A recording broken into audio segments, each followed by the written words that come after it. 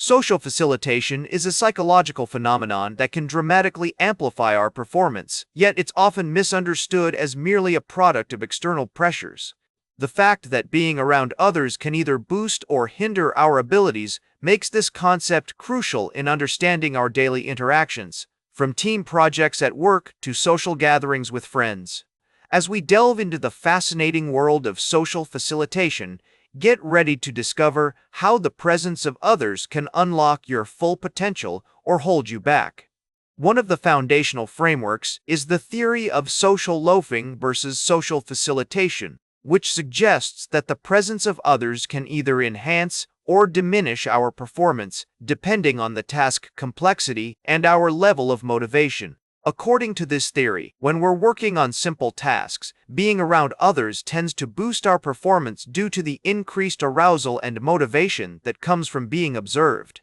On the other hand, when tackling complex tasks, the presence of others can actually hinder our performance due to the anxiety and self-consciousness that arises from being watched. My colleagues in the field have often referenced the work of Norman Triplett, who is credited with conducting one of the earliest studies on social facilitation back in 1898.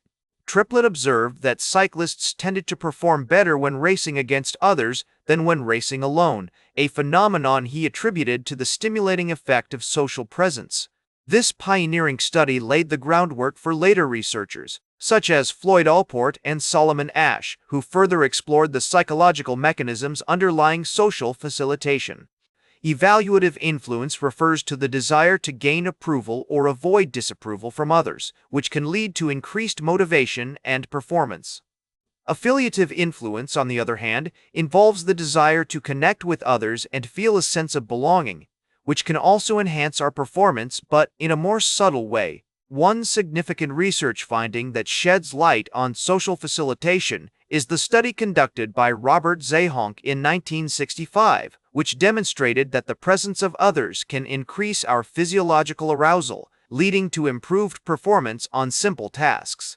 However, when it comes to complex tasks, this increased arousal can actually impair our performance due to the added cognitive load and anxiety. In everyday life, understanding social facilitation can have a profound impact on how we approach group projects, team sports, or even social gatherings.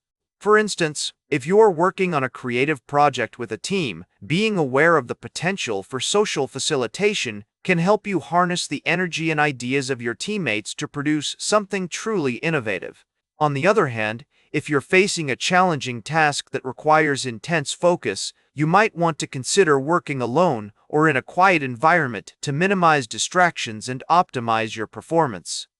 Therapeutically speaking, social facilitation has implications for the treatment of social anxiety disorders, where individuals often struggle with feelings of self-consciousness and fear of evaluation. By understanding how social presence can influence our behavior and emotions, therapists can develop more effective interventions that help clients build confidence and develop coping strategies in social situations. Some researchers argue that the theory oversimplifies the complex interactions between individual differences, task characteristics, and social context, while others contend that it neglects the role of cultural and societal factors in shaping our responses to social presence. As we delve deeper into the complexities of social facilitation, it's essential to explore the nuances of how social presence influences our behavior in various contexts. One crucial aspect is the role of attention and distraction. When we're working on a task with others, our awareness of being observed can either enhance or detract from our focus. For instance, if you're working on a group project, having your teammates nearby can provide an added sense of motivation and accountability, but it can also lead to distractions, such as engaging in side conversations or feeling self-conscious about your work. My experience with clients has shown that understanding the interplay between attention and social presence is vital in optimizing performance. In certain situations, such as team sports, the presence of spectators can boost an athlete's motivation and energy, leading to improved performance. However, in other contexts, like creative problem-solving tasks, excessive social attention can hinder progress by inducing anxiety and self-doubt. The concept of evaluation apprehension is particularly relevant here. This refers to the fear of being judged or evaluated by others, which can significantly impact our behavior in social settings. When we feel that our work is being scrutinized, we may experience increased arousal, leading to either enhanced or impaired performance, depending on the task complexity and our individual personality traits. Research has also highlighted the importance of cultural factors in shaping our responses to social presence. For example, in collectivist cultures where group harmony is highly valued, individuals may be more likely to experience social facilitation effects due to the desire to contribute to the group's success. In contrast, in individualistic cultures where personal achievement is emphasized, social presence may have a lesser impact on performance. In terms of therapeutic applications, understanding social facilitation can inform the development of interventions for anxiety disorders, such as social phobia or performance anxiety. By recognizing how social presence affects an individual's behavior and emotions, therapists can create tailored strategies to help clients build confidence and manage their anxiety in social situations.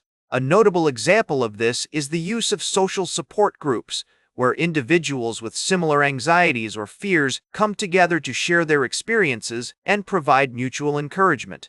In these settings, the presence of supportive others can facilitate a sense of belonging and reduce feelings of apprehension, allowing individuals to confront and overcome their anxieties. Furthermore, research on social facilitation has implications for educational settings, where understanding how social presence influences student learning outcomes can inform teaching strategies and classroom design. For instance, collaborative learning environments where students work in small groups can foster social facilitation effects, promoting engagement, motivation, and deeper understanding of the material. As we further explore the complexities of social facilitation, it's essential to delve into the nuances of how social presence influences our emotional states, particularly in relation to anxiety and stress.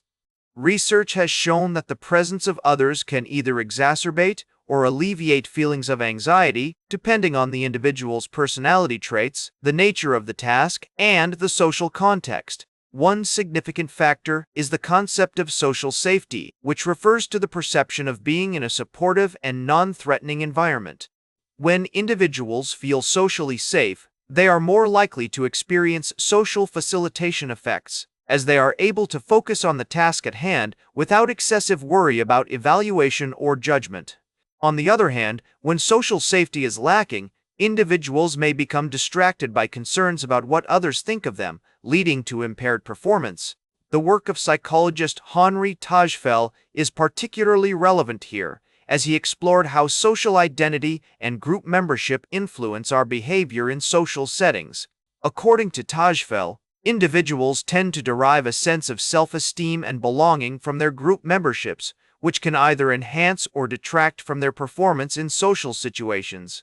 For instance, if an individual strongly identifies with a particular group, they may experience social facilitation effects when working on a task with fellow group members, as they feel a sense of shared identity and purpose.